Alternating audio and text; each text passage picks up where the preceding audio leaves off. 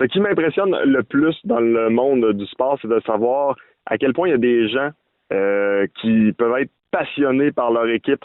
Et mon prochain invité, lui, c'est carrément un gars qui est plus que passionné. C'est un gars qui est dévoué à la cause. C'est un gars qui souhaite le retour de son équipe. Perry G qui souhaite absolument le retour des Expos, le plus grand fan des Expos que je connais, probablement à travers le monde. Salut Perry, comment ça va? Oui, salut Gabriel, ça va bien, merci. Perry, ton amour pour le baseball et pour les Expos, ça commence comment ça? Depuis que je suis un petit garçon, là, c'est quand mon père m'emmenait au stade. Là. La première fois que je suis allé au Parc Jarry avec mon équipe de balle. Okay. J'étais un des garçons qui n'a pas joué le hockey dans ma jeunesse. J'ai commencé avec le baseball, donc c'est ça, la première fois que je suis allé au Parc Jarry, puis après toutes les fois au stade avec mon père, puis après ça avec mes fils, là, c'était toujours des moments très spéciaux. Pour toi, le baseball, à quel point c'est important dans ta vie? Wow. Je trouve que c'est important pour tout le monde. On a manqué qu'on peut aller avec la famille pour voir un match de baseball. Puis tu peux jaser, tu peux parler de... C'est pas juste seulement de qu'est-ce qui arrive sur le terrain, mais qu'est-ce qui arrive dans ta vie. Quand tu vas aller voir un match de hockey, c'est go, go, go, c'est brillant. Un match de football, c'est pareil. Le feeling d'aller voir un match de baseball, c'est spécial. Puis je pense que le monde y a oublié ça. Puis quand les Expos vont retourner, puis on va avoir une belle stade là, qui va nous donner le plaisir. Là, le baseball va retourner dans les cœurs de tous les Québécois, c'est sûr et certain. Là. Je retourne à ton enfance. Tu mentionnais que tu as joué au baseball. À quelle position tu jouais, puis qui était ton idole de jeunesse? Ah, wow, c'était Gary Carter, c'était ça. J'ai commencé comme catcher. OK. J'étais un petit gros, là, donc ils m'ont mis comme catcher. Puis, ouais, c'est là que j'ai commencé, puis j'ai tombé tout de suite en amour avec Gary Carter. Ça. Puis aujourd'hui, ça n'a pas changé, là. J'ai le goût de te demander, la triste fin des Expos, on la connaît tous. Comment tu l'as vécu, toi? Wow. Peut-être que je l'ai vaincu un petit peu différent d'autres mondes. Tu sais, il y a souvent du monde qui me demande t'étais là pour le dernier match contre les Marlins. Hey, j'étais presque pas là du tout à la fin en 2004. J'étais vraiment maudit. Là. J'étais énervé, j'étais fâché. Je voulais rien savoir. Là. Pour moi, c'était fini en 2003 là, quand on était dans un course pour les séries. Puis les ligues majeures ils ont décidé de pas nous aider à la fin avec des joueurs des mineurs là, pour l'expansion du roster à la fin. Ouais. Après ça, j'ai dit OK, c'est fini là. Il veut pas nous aider, il veut pas qu'on gagne. Ça c'est quoi le point là? On est même avant qu'on a déménagé à Washington, on savait que c'était les Expos étaient finis à Montréal. So, moi, ça m'a pris des années puis des années pour oublier le feeling que ça passait en 2004-2003. So, après ça, avec le décès de Gary Carter, je pense que ça a tout changé pour beaucoup de monde. On était moins fâchés, puis on voulait vraiment le retour de nos amours. Est-ce que tu as tourné le dos au baseball, justement, après le départ des Expos? Est-ce que tu as carrément... Oui. Ah oui, carrément? Ah oui. J'étais... Tu sais, quand t'as pas d'équipe, là, puis je l'avais déjà dit ça, je pense, sur Facebook cette année, c'est la première fois avec Junior, avec les Blue Jays, que j'ai une équipe, pas nécessairement une équipe, parce que quand même, c'est Toronto, mais pour une personne que je veux qui réussisse, tu sais. Je suis tombé en amour avec... je peux regarder le baseball encore avec la joie pour regarder mon ami Vladimir Guerrero Jr. Donc, cette année, c'était spécial pour moi. Mes fils adorent Junior aussi. So, on va souvent à Toronto pour checker les matchs. So, ça a beaucoup changé cette année, puis je suis bien content. Question en dedans de 10 secondes avant qu'on retourne sur toi. Penses-tu que Vladimir Junior pourrait être meilleur que son père? Bonne question. Ça va être difficile, mais il peut être si bon. Parce que c'est un joueur un petit peu... différent, ça. C'est un gars qui va frapper, mais je pense à peu près. Il n'est pas la vitesse de son père à sa jeunesse, mais c'est un jeune homme qui va frapper 37 100 points produits, puis il va frapper proche de 300. Son papa, c'est un talent spécial, mais Junior, il peut le faire. Après, il a eu une bonne année, son première année à Toronto. Il a frappé presque 280, 15 circuits, 60 points produits, puis c'est bon pour un recrue. Il adore le game. Là. Ça, c'est quelque chose qui... Je pense qu'il y a un petit peu plus de passion pour le game qu'à son père. Ben, personnellement, c'était possiblement l'année que j'ai eu le plus de plaisir à regarder les Jays après le départ de José Bautista, qui était de loin le joueur que je trouvais le plus excitant là, chez les Blue Jays depuis plusieurs années. Là. Mais oui, je pense qu'en effet, on peut dire que Vladimir Junior, son succès, sans dire qu'il est assuré, du moins, il est promis à un très bel avenir. Agree. De ton côté, Perry, il faut absolument qu'on parle de l'Expo Fest. C'est quelque chose qui a grossi pas mal avec les années. J'ai l'impression qu'il est rendu le meilleur chum de tous les anciens des expos ou pas loin. Comment ça a commencé? Puis parle-nous un peu justement de l'évolution de l'événement. Ça a commencé avec une tragédie. Là. Ça a commencé avec le décès de ma nièce Catherine, qu'elle a pogné un tumeur cérébral qui s'appelle DIPG. C'est un tumeur en particulier. Et puis, elle a eu ça à 5 ans, puis elle a décédé avant qu'elle a eu 6 ans. Après ça, on a dit qu'est-ce qu'on va faire pour l'honorer. Puis quand on a parlé comme famille, j'ai dit, regarde, la seule chose que je connais bien, là, c'est les Expos de Montréal. Puis je trouve que ça peut être spécial parce que le monde est encore en amour avec les anciens joueurs puis tout ça.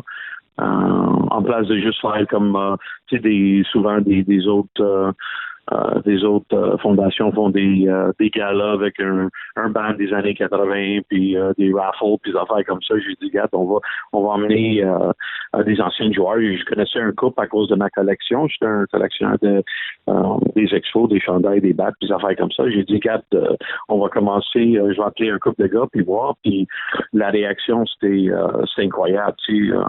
Un gars, il m'a donné le numéro d'un autre gars. Puis les anciens expos sont tous des gars qui adorent Montréal. Là. Ils n'ont jamais oublié les souvenirs, la ville, puis tout ça.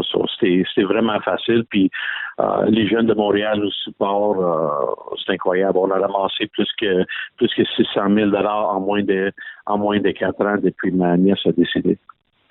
C'est spécial des fois d'être ami avec certaines célébrités. Comment c'est perçu dans ton entourage quand tu dis « Ouais, je vais appeler mon chum Vlad » ou « Je vais appeler mon chum Claude Raymond » comment c'est perçu? Tu sais, au début, c'était wow, c'était quelque chose que j'ai dit, c'est hallucinant qu'ils sont en train de me parler, puis on jase de baseball, puis ça fait comme ça. Mais après que tu trouves, tu sais, sont des jeunes, tu sais, normal, tu sais, c'est des joueurs de balle je pense, sont un petit peu plus spéciaux que des, tu sais, peut-être dans le même genre de hockey, sont pas des gars comme football là, ou le basketball qui ont des grosses têtes, là, sont des gars qui pour la cause, il devient très humaine, puis on peut jaser de n'importe quoi, les histoires des journées qui ont passé à Montréal sont assez drôles, puis c'est du monde spécial pour moi, c'est comme une deuxième famille. Bon, là, il faut absolument qu'on parle également des matchs que tu organises, ou du moins tu fais partie du comité organisateur. Entre autres, le Spaceman là, qui est venu faire son petit tour au Québec lors de la dernière été. C'est spécial, pareil, de voir ça, ces matchs-là? Ah, c'était fun. On a passé 4 jours, plus que 4 jours, 5 jours sur la route, puis on a fait 4 villes, Gatineau, Granby, Montréal, puis la ville de Québec, puis juste avec Bill dans l'autobus, là, il nous racontait ces histoires, là, c'était... comme tu as dit, c'est assez spécial. On avait David Segui avec nous autres, puis David, le père de David, il a joué avec Bill Lee, avec les Red Sox en 1975. C'était des histoires incroyables. David nous racontait des histoires de son père. C'est des moments que tu vas jamais attendre, tu sais, dans ta vie, au travail, ou n'importe où. Là. Puis je pense qu'on a un autre grand plaisir que ça me donne, on partage ça avec d'autres fans autour du Québec, tu sais. On est allé dans ces villes-là, les jeunes étaient capables de frapper contre Billy, étaient capables de frapper contre Claude Raymond, là. C'est des moments qu'ils vont jamais oublier. Tout à fait. Tu me mentionnes également, tu sais, je veux pas, tantôt t'en as parlé, la maladie, c'est quelque chose dans lequel tu essaies de t'impliquer justement avec tes connaissances. Et es-tu fier? J'imagine que oui, là, j'ose espérer que oui, parce que moi, je regarde ce que tu as accompli, je vois ça à gauche, à droite, sur Internet, sur Facebook, puis je veux dire, il y a des dons quand même assez majeurs qui sont faits, tu donnes du plaisir aux gens, oui, avec la passion du baseball et tout le reste, mais n'empêche, là, à la première cause, ça reste que t'aides à lutter contre une maladie qui t'a enlevé un être cher. J'imagine que tu es fier de ça. Oh, exactement. Moi et ma famille, c'est notre priorité, puis c'est quelque chose qui nous donne la fierté. On n'est pas une grosse comité, on n'a pas des présidents, on n'a pas des vice-présidents, on n'a pas des comptes, des comptes pour voyager, des affaires comme ça. Tout ce qu'on ramasse, là, chaque scène qu'on ramasse va directement à l'hôpital de Montréal pour enfants, pour ma nièce. Donc, c'est pour ça qu'on est fiers. On est une famille qui a passé une tragédie comme il y a d'autres familles autour du monde là, qui ont fait la même chose. Puis l'important, c'est comment tu vas réagir. On a pleuré, on a tombé en dépression, puis après ça, on a dit, you know what, it's go time. Là. Il faut qu'on fasse quelque chose pour que le monde connaisse c'était qui notre ange. Sur une note plus joyeuse, là, il faut absolument que je te demande ça. Ta chambre, là, ça a-tu l'air d'une chambre d'adolescent? Es-tu genre des posters des expos partout? Si t'amènes une fille à coucher, c'est la fin du monde. Ça a l'air de quoi, là? Quand j'étais jeune, la chambre chez moi, là? Oh oui. Ah ouais, c'est tous des posters de Steve Rogers, Gary Carter, Andre Dawson. C'était toutes les expos des années, des fins des années 70 puis début de 80. C'est-tu aussi pire que dans le film Match Parfait, sauf que lui, c'est les Red Sox, mais c'est-tu un peu le même principe?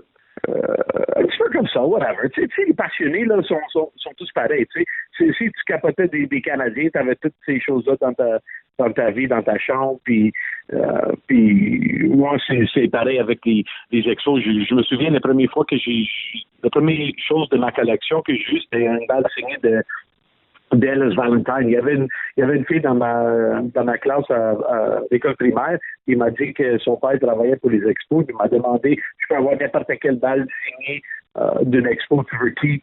Puis je me souviens, la première réponse c'était Ellis Valentine parce que j'avais la chance pour Gary Carter. Je lui ai dit Ellis Valentine parce que dans le temps, avec son bras, c'était impressionnant aussi. Puis la vie. Je suis 52 ans maintenant, puis je me souviens pas ma vie sans les expos de Montréal. Bon, maintenant, on y va avec les questions shotgun. Je te pose 3 questions. Tu dois répondre très rapidement, sans même y songer. Est-ce que tu es prêt? Chut. OK. La première. Les expos de retour quand? 2024. Ah, OK. Puis là, je vais l'allonger un petit peu. Pourquoi 2024? Je pense que c'est le temps de construire une stade. OK, c'est bon. Maintenant, la deuxième question, puis c'est un peu comme, mettons, une sous-question de ça. Tu sais, aujourd'hui, là, tu y rêves au retour des expos, mais si on t'avait dit là, qu'ils sont partis, qu'un jour, ils allaient revenir, est-ce que tu y aurais cru? Non. Honnêtement, non. Comme collectionneur aussi, là, en 2004, j'ai vraiment commencé à capoter. J'ai acheté, cette année-là, j'ai dépensé beaucoup d'argent parce que je me suis dit, regarde, moi, je vais être capable de rentrer dans mon sous-sol, puis je vais être capable de voir les jerseys ou les battes de mes idoles, parce que le baseball ici à Montréal, c'est fini. Bon, là, maintenant, la pièce de collection que tu as, dont tu es le plus fier. Ça change assez souvent. Mais depuis... Il y a 2-3. J'ai le Gandalf de Gary Carter, son dernier, en 1982. C'est quelque chose que j'adore beaucoup. C'est un petit peu récent, c'est l'année passée. Il y a eu 3 Gary, puis celui-là en 82, c'est le dernier. Aussi, j'ai fait une chandail qui a porté quand il a frappé les deux par-dessus la tête de Andre Dawson dans son dernier présence comme joueur de baseball en 1992. Ça, c'est très spécial. Et puis, peut-être l'autre que j'aime beaucoup, c'est j'ai le seul gant que Maurice Richard y a porté comme joueur de baseball. Ça, c'est quelque chose d'assez spécial pour moi. J'avoue. Bon, maintenant, la dernière question, et non la moindre. Là, t'es un grand fan des expos. On dirait que t'as quasiment tout accompli là-dedans. Qu'est-ce qui te reste à accomplir? On a promis cet été de ramasser $1 million pour l'hôpital. On est rendu à 600 000, donc on a quand même 400 000 à faire. On a notre gala qui s'en vient le 22 mars, juste avant les matchs des Jays contre les Yankees. On a quand même une autre 2-3 années de travail pour faire notre million, puis après ça, je pense on va voir c'est quoi le futur pour Expos Fest puis tout ça. J'espère à ce temps-là, les Expos ils vont déjà commencer à creuser pour un nouveau stade. Ben, moi, je pense que l'avenir est rose dans tous les cas. Perry, un gros merci pour ton temps. Félicitations pour l'implication. Félicitations pour la collection.